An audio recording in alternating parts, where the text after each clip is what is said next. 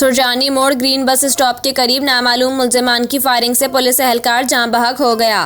Police हुक्काम के मुताबिक मकतूल रात गए शादी की तकरीब में गया था। सादा लिबास पुलिस एहलकार अजीम इकबाल मोटरसाइकिल पर वापस आ रहा था कि इसे नामालूम मुल्जिमान ने फायरिंग का निशाना बनाया।